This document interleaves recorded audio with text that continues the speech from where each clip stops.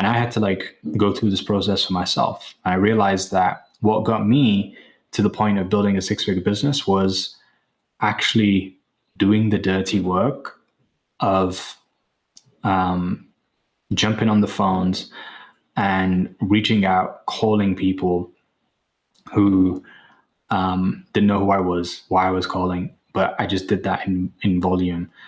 And it was a little bit strange for me because in my business, when I first tried doing it, like with having a new offer, it was literally like the first person that I spoke with who said yes.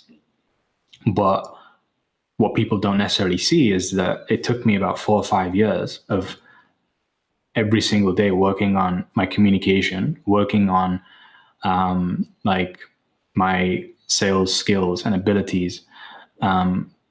It was a daily effort for years that led to this one conversation with the right person at the right time that changed everything.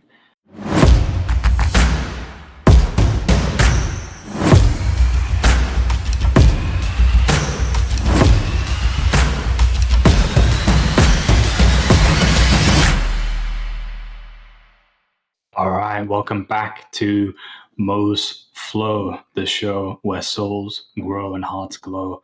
And in today's episode, what I want to be touching on is a really triggering topic, I'd say, to a lot of people who may have achieved quite a lot of success, may have really good jobs. You may even have like just gain a lot of traction in the endeavors that are your passions or whatever it is. And the topic of today is going to be around humility in habits, because this is one thing that has been such a big journey of transformation for myself, where I've had to constantly, this isn't just once, but I remember having to like go through this earlier on in my journey as well. But I've had to constantly learn this lesson, which is basically a lesson in humility. And I feel like for some people, certain personalities, this can actually be a lot easier. But for some of us, it could be our greatest challenge. And for a personality like myself, somebody who's highly ambitious, somebody who has got big vision, somebody who does achieve big things as well when I do go and start taking humble action. For people like us, it can be a really big mountain to climb is what it feels like. And if I'm to share like with you my real experience and being a little bit vulnerable right now as well, most recently what's happened for myself is I have been able to create like a large amount of success over the last couple of years. And through doing so, it also brought about the biggest challenges. And for me, when I became successful in my business and I had lots of money coming in, rather than taking that as the opportunity to double down on what actually got me that success, I was tempted, and I say I, but it was my ego. My ego was tempted to then really start taking my foot off the gas. And not just in the form of, you know, what I was outsourcing to others, but what I truly learned about outsourcing is that outsourcing is not the same as replacing. And I feel like for myself, I tried to replace myself too soon in my journey instead of outsourcing and continuing to do the basics. Now, of course, when you're growing and scaling a business, there's going to come a point where you will take on more and more responsibility. You'll have more relationships to manage. You'll have more things to do at a higher level. And there will just be more on your plate. But for me, true leadership is not necessarily about being the person who is just in the background and telling people what to do, giving orders. But real leadership is being able to surrender that ego, be humble, be in service, and take action the same way that you would do as if it was day one. And it doesn't necessarily have to be in as great a volume, but this is one of the things that I would say is consistent with some of the greatest leaders, is that they will just do the basics, and they will take pride in the fact that they're willing to get into the dirt. They're willing to go down and dirty and like do the worst things that nobody else wants to do. And I guess the best analogy of that is that, when you're first getting started out in maybe a physical business, you'd have to do everything from cleaning the toilets to, having to clean the floors, mop the floors, all the dirty work.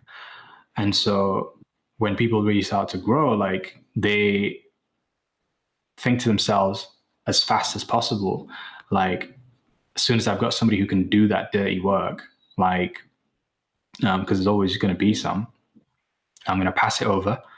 I'm going to give away responsibility, and I'm going to do that because I personally don't want to have to do those things, right? And so this is the thing when it comes to the choice that you have as a leader, because at the end of the day, for me, I can't blame anybody else for what's transpired and mistakes that I've made apart from myself. And what I could have done different is just made a different choice. I could have made different decisions about what I was going to focus on. And personally, for me, the reason for why you do the dirty work, I'm not saying you got to do all the dirty work in your business, right? But what I'm saying is that the reason why you want to continue doing dirty work, even when you are at a high level, is so that you are able to maintain that sense of connection to the people who are just getting started out, that relatability. And where I first learned this was actually after I made my mistakes. And I was speaking with a multimillionaire from the US, and he was basically talking about how even though right now he's been able to impact thousands of people, he's helped them to, go full-time in their own businesses online, and is able to, by how much money that he's making, not have to do the same dirty work that he was doing in the very beginning, which was having to prospect, having to run ads and close sales. But what I noticed with all the best leaders, and this guy especially, was that he basically said that even at his level, where he's getting checks of hundreds of thousands of pounds like every single month just for doing nothing, since he's been able to have that much leverage now and duplication, he said that even still, he decides that he's going to put in like 5K worth of ad budget into his business, not for the money, but just so that he can stay humble. And for me, like that was like a wow moment, because I was like, I can see where I went wrong, is that I didn't stay humble in my actions. And as somebody who has a big personality, that visionary, that one who is very intuitive, like you can get sucked into the big picture. You can get sucked into, having to communicate the vision or like do the work that nobody else will do apart from you, maybe some of the finances or whatever, system development. And it can distract you away from the purpose of the small actions. And for me, like a big driver of why I've been able to create my success has been because I was driven by purpose the entire way through. And so I feel like what happened for myself is that I started to connect my purpose towards the bigger things in my business, closing big deals, like doing the visionary stuff. There was purpose that was connected to that.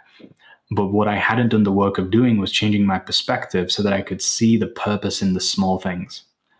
And it was almost like from the very beginning of my business, what I was doing was I was trying to, as fast as possible, as quick as possible, trying to get away from doing the small stuff that I knew could eventually be outsourced.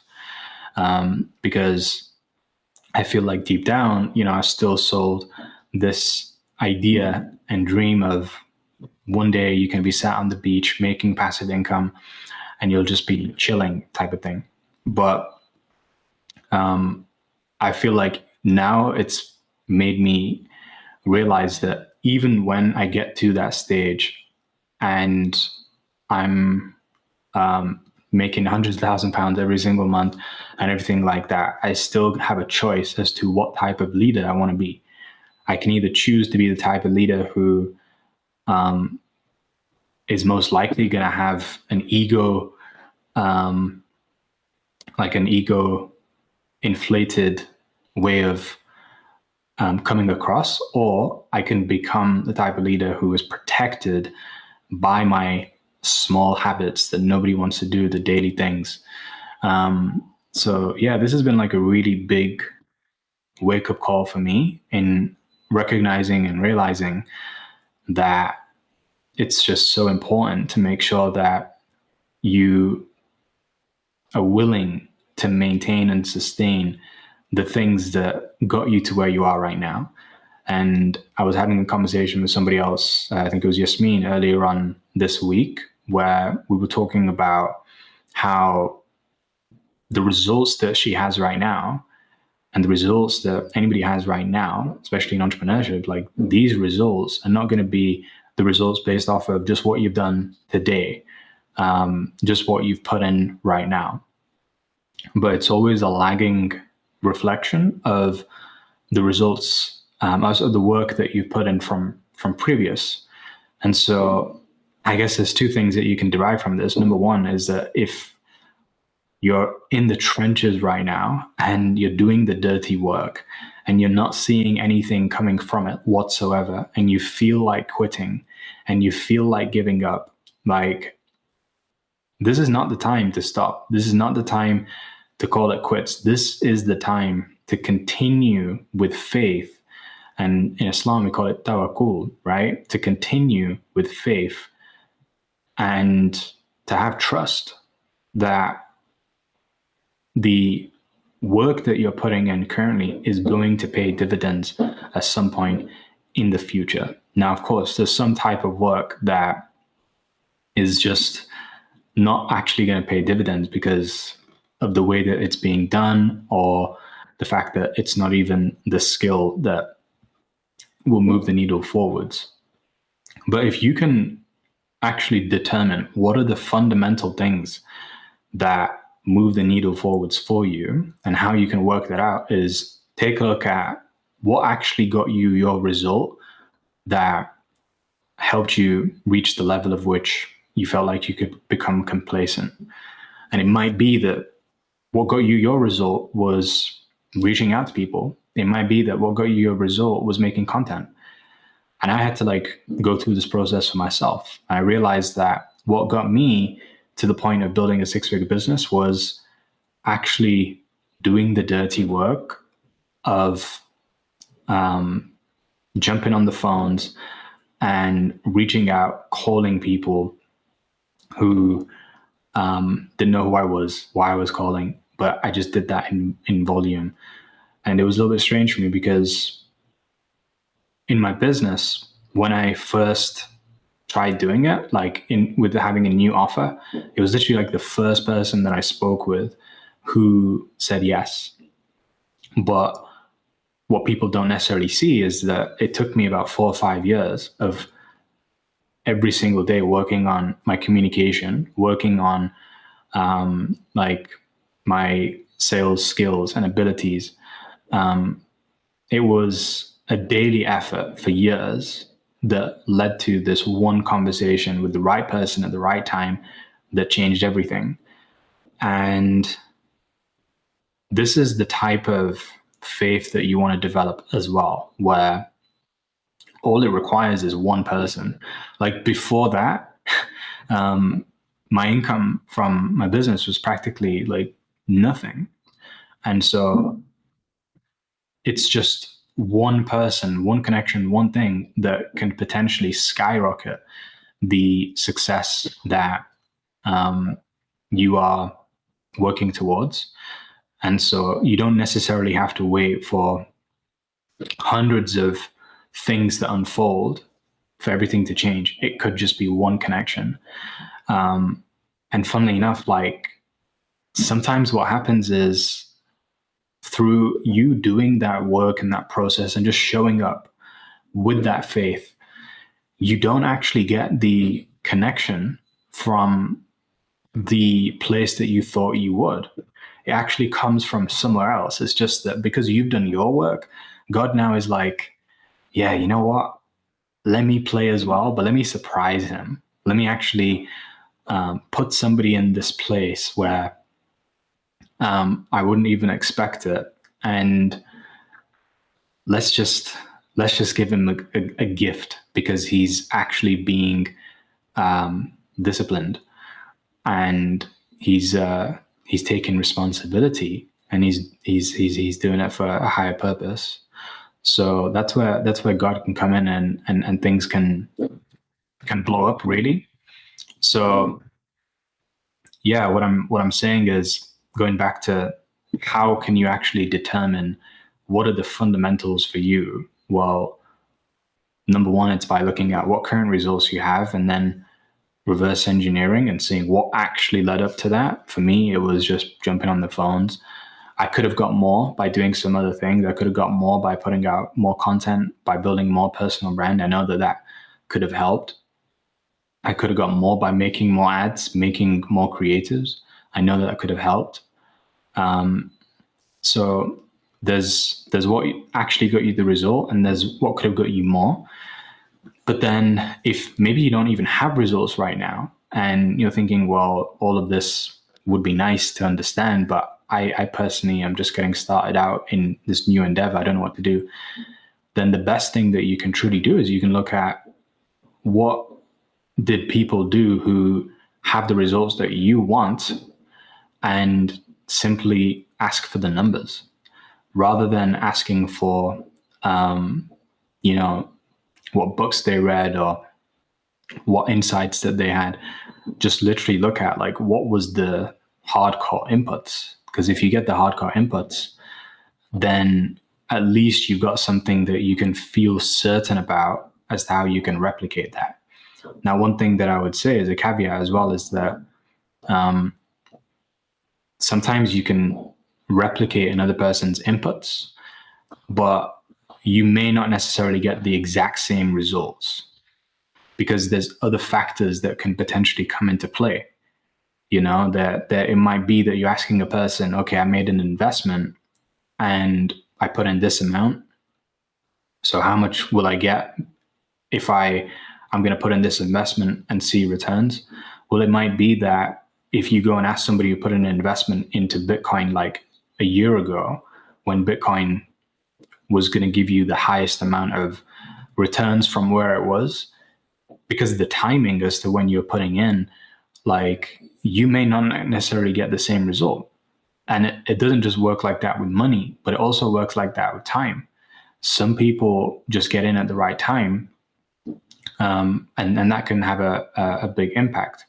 And so what I would say is that focusing on these external factors are not necessarily going to be the thing that will help you to get your results, but it's good to be aware. It's good to be aware before you're committing to any endeavor, because through that you can have peace and understanding that, okay, maybe I didn't get the best results. And not only that, but you can also have humility if you do get better results than anybody else. Because if you recognize that what you got wasn't all because of your skill, your mastery, and everything like this, but it was actually because you somewhat got lucky, then it's not just lucky, but also because God intervened and provided the opportunities, the connections, the people that helped you get what you needed to get. And so what I'm saying over here is that, again, coming back to this idea about the mindset of humility, the character of humility, is that the way to stay humble whenever you do get a result is to simply honor everyone that allowed you to experience that. And so I go back to one of the things that I said yesterday about taking responsibility. You want to take responsibility for the praise that has to be distributed when you experience a win, a success. So if you are going to experience a win, then most of what people do is they point fingers everywhere, right? So let's say that you're going to point a finger at yourself when you're experiencing a win, then it's only one finger that's pointed up at you. The main finger is the thumb, and that's actually pointed up to the sky. So that's where you want to first start off by honoring God and being like, none of this would have been possible if God did not orchestrate the people, the opportunities, and the events to come into alignment at this perfect moment. Like, it's a miracle that it happened the way that it did. I mean, even being alive right now, this is a miracle. And when you approach life with this new way of seeing things from this different perspective, then it truly opens doors for more miracles to happen. Because when you think about just even in scripture, what it kind of teaches is that the miracles, not even the miracles, but just anything that we are grateful for, we will receive more of. It will expand. It will continue to grow.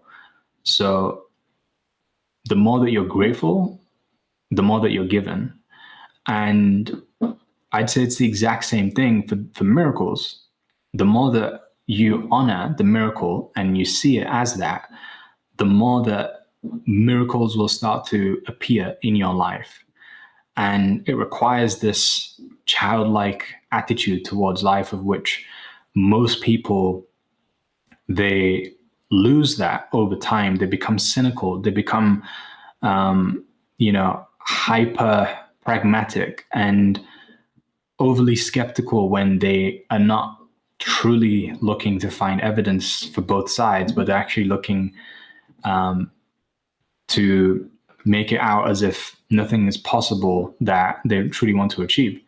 And so the attitude is everything. And unless you have that attitude of gratitude, then it is impossible for more of these miracles to appear, right? And so I guess this is me now coming to big picture thinking again, and sharing the vision and what things can be like in when you have God on your side.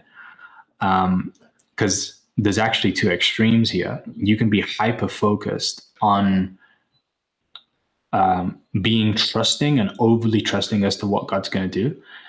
And you can be hyper focused in the opposite direction. So the two extremes is that you've got the one person who all they do every day is they meditate, they get into alignment, they do yoga, they do spiritual stuff, they do the healing work, and they spend years doing this, expecting that God's going to send a miracle at some point after they've done all of this work and in the depth of it.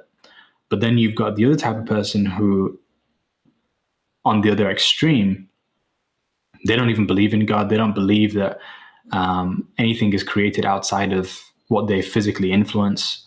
And so all they're going to focus on is just working the hardest, grinding, and believing that everything is as a result of their own personal efforts. And that's it. And I would say that you don't want to be on either one of these sides of the extremes.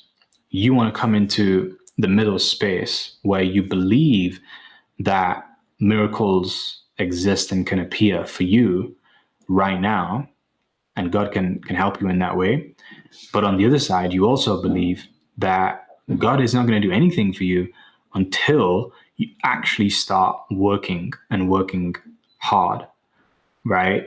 So when you have both of those over there that are combined together, and you believe in hard work, you love hard work, and you stay humble with your habits, but then you can honor God and how his miracles are helping you out, and he's supporting you, he's with you.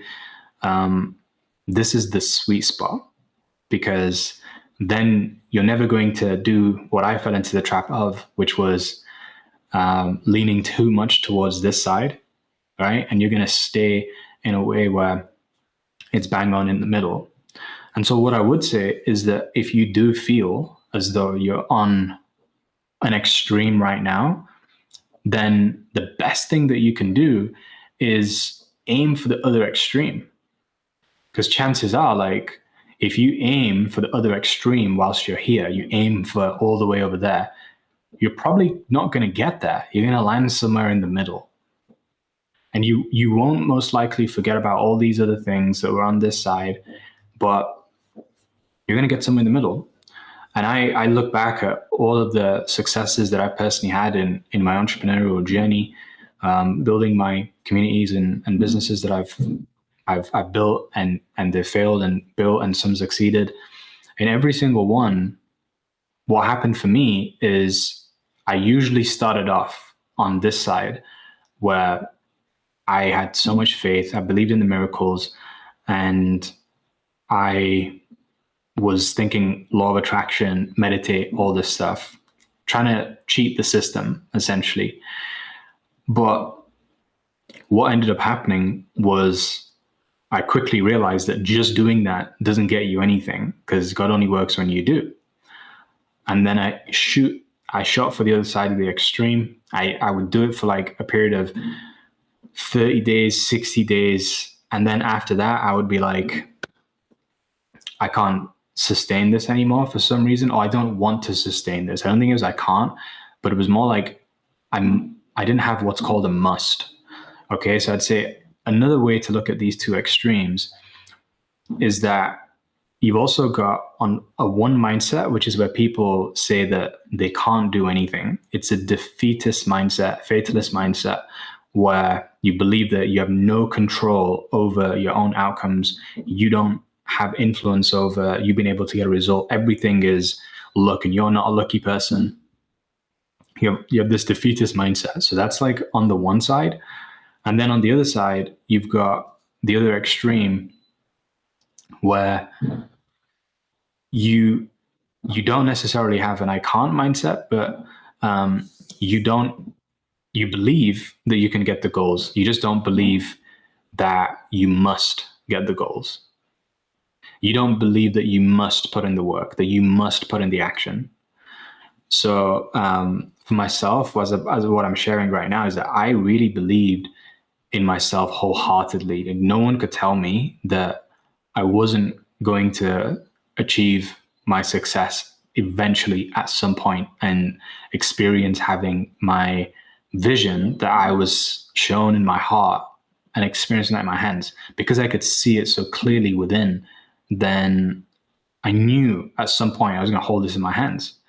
So this was me on one side, which was like, I can, but I mustn't, because I felt so strongly in this idea. I believe so much, like over believing almost. I believed so strongly that I just didn't put in any action. I didn't think I needed to. So the must can be strengthened, and it's almost like a hot and a cold. If you are too much in the must, because this is something that you can be too much of. Some people are like too much in the must, and what ends up happening is that they burn out, they over hustle, and they don't sustain it because they're not operating from an energy and a space which is coming from abundance, coming from love, coming from gratitude. And so the problem then becomes that everything feels like hard work. So on the flip side of it, you've got the person who is always operating from love and abundance and gratitude, but they're not actually putting in the reps because they don't feel like they must. And funnily enough, the mindset usually is, because if you're thinking about it's the ego on either side that is going to be holding you back from putting in the effort that you should, the ego on either side is going to be saying on one side that I don't actually feel like so the person who's putting in lots of effort because they must and they're super hot, they're going to feel like I'm not putting in enough effort. When actually they're putting in enough effort, they're just not believing enough. And then on the other side, you've got somebody who they are believing enough, but they actually think that they're not believing enough. They think that the belief is the issue more than anything, but it's not. The belief is fine. The problem is with the must. So maybe you've got to heat up a little bit. Maybe you've got to, like myself, if you're that type of person that's big picture, visionary, maybe you just got to heat up a little bit. And sometimes the cool thing about life is that life will just cook you. Life is just gonna, maybe you're going through a tough time. Maybe this is a time where life is really shaping you, cooking you, testing you. But what it's really doing is life is preparing you for a future phase of which you're going to encounter the one. And you're going to have that one opportunity, that one moment, which is the opportunity that can open up massive expansion as long as you're able to maintain and sustain this dance between the must and the can, right? The must and the belief. So yeah, like this is one thing that you want to do, because the way that I view it is, at the end of the day, it's like what Bruce Lee says, you got to be like water. So you don't want to be frozen water, ice cold, not doing anything. You want to be closer to being on fire, but not so much that you're burning yourself. You want to be like in the middle, be like warm water. That's what you want to be. Because otherwise things will evaporate, right? So yeah, this is a little bit about what I wanted to talk about in terms of my own personal experience and how just being able to not go to extremes with either side has helped me to come back to that place of equilibrium. Because if what you're seeing right now in the outside world is that things feel like they're out of balance, it might be that you're overworking, you're making a lot of money, but you don't really have much time for yourself. Things are out of balance. If it feels as though like your health is not in order and you mentally have got things going really well, but physically you're unhealthy, or vice versa, then things have been knocked out of balance, out of equilibrium. And so I'd say that the main aim and the key to life is about going back into a state of balance and homeostasis, equilibrium. Now, when you understand science, you realize that there's a law of equilibrium of which things will naturally come back into balance. But just because they will naturally come back into balance doesn't mean that you should just let things get to that stage. Because another law of the universe is the law of entropy, meaning that the more that you leave something to its own devices, the more that you have that mindset of, I believe everything's going to work out and the miracles are going to unfold, I'm not going to put in any effort myself, the more that you are going to be operating from that space, then what's going to happen is, like you're just not going to actually do anything that can interrupt entropy. Now, what is entropy? Entropy is the measurement of the degree of chaos that will emerge when things are left to its own devices. So it's a law, meaning that you can't avoid this in reality. It's a law that states things will get worse. Guaranteed. If you don't do anything, if you just leave things be, things will not get better over time. Some people think that, yeah, if I just leave something under the rug, then it will be fine later on. But it gets worse, And an example of that could be, maybe you at one point thought that I don't have to deal with this emotion right now. Let me just bury it inside of me. And then over time, you don't address it, you leave it, and it ends up becoming a repressed emotion, and it's just no longer healthy anymore, and it's doing damage on your body. So that's what happens for a lot of people. Things can get worse in that way. You think about with your finances, right? If you just leave something to its own devices, they're not just going to sort themselves out. Like, they'll get worse. So this is it. It's like, it's the dance between that feminine and the masculine, where that feminine is saying, yeah, we can intuitively feel that we're in alignment. Now's the right time, being spiritual, etc. That is one side to it. It's the yin, I believe, not the yang. And then there's the masculine, where you're more so being active, taking action, and that requires humility, because the voice within, I think it's really important that when you're learning from a mentor, when you're hearing from someone, they don't just teach you the physical game and the skills, but they teach you the mental game, because you won't be able to even expect that this is going to happen, but guaranteed for everyone, you'll be tested and challenged mentally more than anything. And that mental challenge is going to be through temptation. There's going to be a voice that will appear within and start whispering and saying, what if they're right? What if you can actually stop working right now? What if you can take your foot off the gas and not have to do anything? What if miracles will just actually unfold if you just let them? That is the voice of temptation, which will dominate within when you are actually coming closer to that balance. So in a lot of religious teachings, like what they talk about is how the devil, Satan, doesn't actually attack the people who are worshiping him or are already off track, because he's like, yo, why are you going to go and mess up with the people who are serving me right now in this world? So he's like, no, leave those people, leave them be. I want to go after the ones who are actually coming into alignment. Those are the guys, not just alignment, but into balance. Those are the ones who I want to go after, because they could become new recruits. They could become new members of our family. So this is the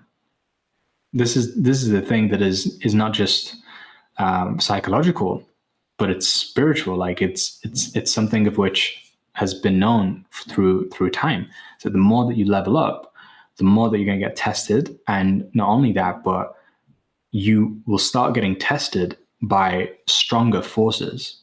So in the beginning, like, you might just get tempted by, in the analogy of a sense, it could be, let's say you get tested by comfort. And the best way that I can actually paint this is through the movie Inception. If you haven't watched it, I don't know what you've been doing with your life, because for me, Inception is my favorite movie ever made. I think it's the best one. All Christopher Nolan movies are great, but Inception is incredible. And what I love in there is that it is essentially a picture of what the subconscious mind looks like. And what we see with the people is that when they enter the dream state, we start to see how the ego starts to protect the subconscious and the weapons that it uses against the ones going into the dream. And so on the one side, you've got like really masculine, strong, aggressive weapons of destruction, where it starts off and you've just got people that are pushing you physically, and then they get like weapons of knives, and then eventually they get guns, and then they got tanks and planes. So it just levels up more and more and more. So anyone can, at a low level, overcome the ego. But if you start to experience like more success, you're going deeper to the root of what has to change in terms of your transformation, then you're going to be attacked by a different level of ego, a different level of something that's going to self-protect. So it's almost inevitable. Is that how I said it right? Inevitable? Yeah. It's almost inevitable that you're going to get attacked by that inner ego. It's like the inner matrix. And it's fine if it happens. It's happened to the best of us, right? It's happened to every single greatest leader of all time. Like they at one point went through their test, their challenge. But the thing that defines the leader is not based off of how much they felt. It's based off of the remorse that they felt afterwards and how they then rose back up. So, on the one side, you've got that masculine, aggressive form of ego attack, where it might feel like anxiety, might feel like internal tension. And then on the other side, you're going to have an attack which actually feels more like seduction. And that's the feminine way. And it's going to be through comfort. So at a low level of success, you're going to get tempted by maybe women that you don't find like super attractive, but they might be a little bit flirtatious. And then as you start to level up and come to this place of balance, what's going to happen is you're going to have more and more difficult temptations to say no to because of how attractive they are, how actually skilled they are in seduction. Because it might end up being like some if you think about women, some women might spend like their entire life just mastering the skill of seduction. If you met that woman who's also attractive and at a high level, like she could be coming for everything that you have. So the one thing that protects you from this egoic attack is humility. Humility is the number one thing that will protect you. And this is why it's so important to keep digging through the dirt, even when you don't have to.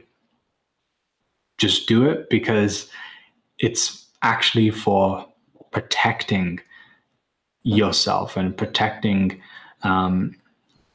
the success and development that you've got. People say that the masculine and men tend to be the protectors of the physical world, whereas the feminine and women are supposed to be protectors of the spiritual world.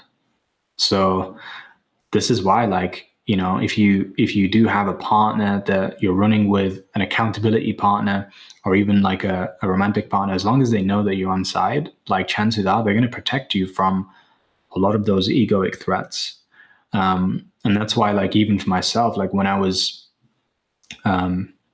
really starting to thrive in my business, that was a time of which there was me and another person, my business partner, Anthony. And when we were together, like, we made sure that we weren't being tempted away and we'd hold each other accountable.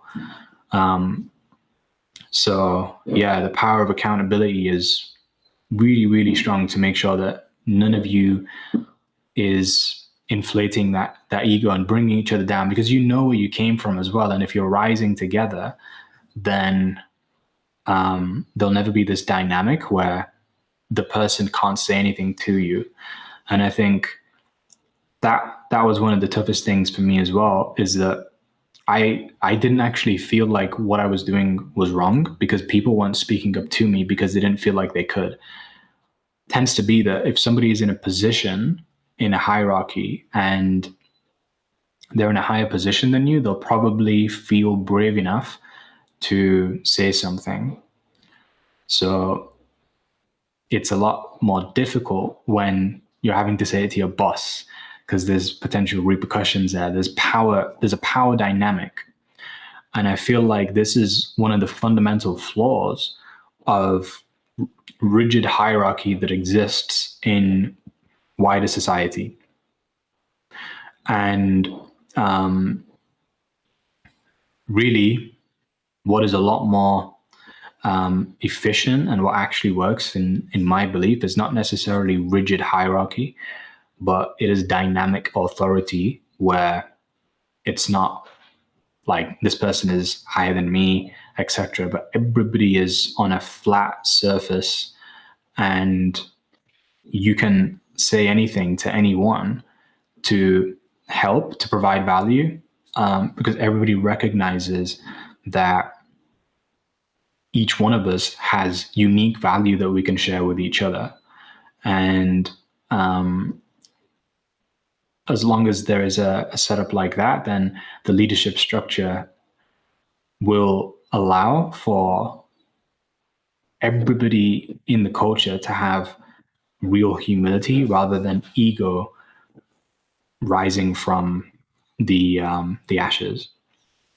So it may be that. It may be that that's a better way for you to protect yourself, is not trying to go and defend yourself from the ego that's going to come, because it's only going to get stronger. It's only going to become more powerful, and you will have to continue leveling up, getting more, having more discernment, having more discipline. Like it's just going to get harder for you, so you can become better, or you can have better systems, better structure that allows for you to stay protected. And yeah, this is why like it's so important that whoever is that accountability partner, whoever is the one that's closest to you, that's somebody that you really trust. That's somebody who you're loyal to, they're loyal to you, and you've got a really tight bond with them. But yeah, like this is the main message for today. Hopefully it's been able to help you maybe even see within yourself how the ego has been taken over and you haven't been taking humble action. You have taken the easy route, maybe like myself, or maybe on the flip side, you've taken the harder path, and you're doing it because it feels as though this is what you deserve. You don't deserve to become successful. You don't deserve love unless you work super hard for it and you earn it. You don't deserve God's love. And if you believe that, then chances are it's because you have low sense of self-worth.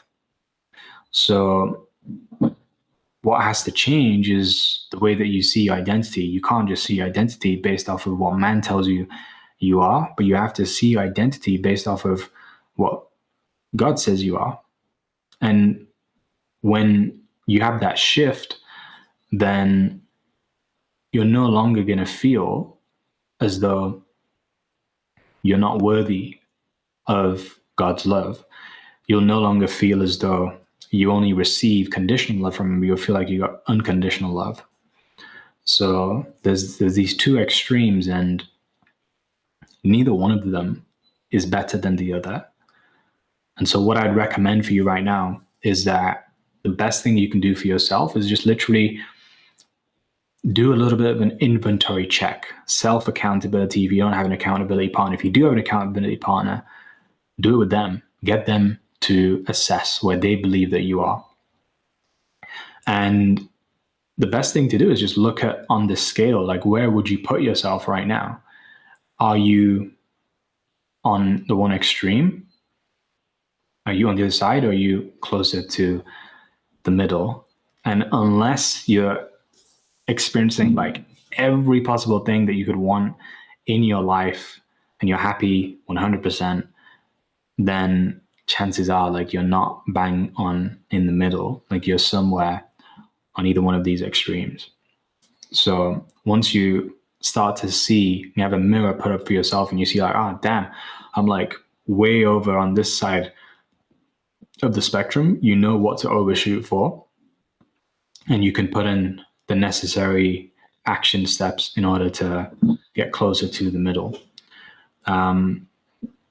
So yeah, that's it for today's episode. I'm going to wrap things up there. Thank you so much for tuning in. And as always, I'm going to be on tomorrow in the Skool community. So if you want to join the live experience, listen in, by all means, you can. We sometimes have some great conversations. I can do coaching for you, go through certain questions, and just help you reach that next level. So if that's what you want to do, by all means, you can jump into the Skool. There should be a link somewhere around the YouTube. You'll be able to find it, and you'll be able to get a live experience of this. But yeah, we're just getting started out, and this is me demonstrating. And like I said, I was being vulnerable from the very beginning. I've admitted that I was wrong. I was doing things way too much on this side. Head was way too much in the clouds. And whilst I had an accountability partner, somebody who was running with me in our more codependent relationship, where he was depending on the fact that I'd always have my vision in the sky, and I was dependent on the fact that he had his boots on the ground. And so when we're together, it works fine. But when we were separate, things got really difficult because I was still dependent on him, right? And so what I'm demonstrating for you right now is just this becoming of independence, where I'm no longer relying on a person, but I'm reliant on my habits that are going to help me to come closer to this place of real balance, equanimity, and seeking equilibrium. So yeah, we'll see what happens in the next year of me just continuing to show up and putting in the work, the dirty habits that nobody wants to do, and having a life that everybody wants, because I was willing to do what nobody was willing to do. That's the main focus. So yeah, thanks again for tuning in. And if you want to have a life similar to that as well, or if you want to follow in the similar footsteps, then I'm here to support you, encourage you, and look forward to hearing your success story when it unfolds. Take care, peace and love. Mohammed, till next time.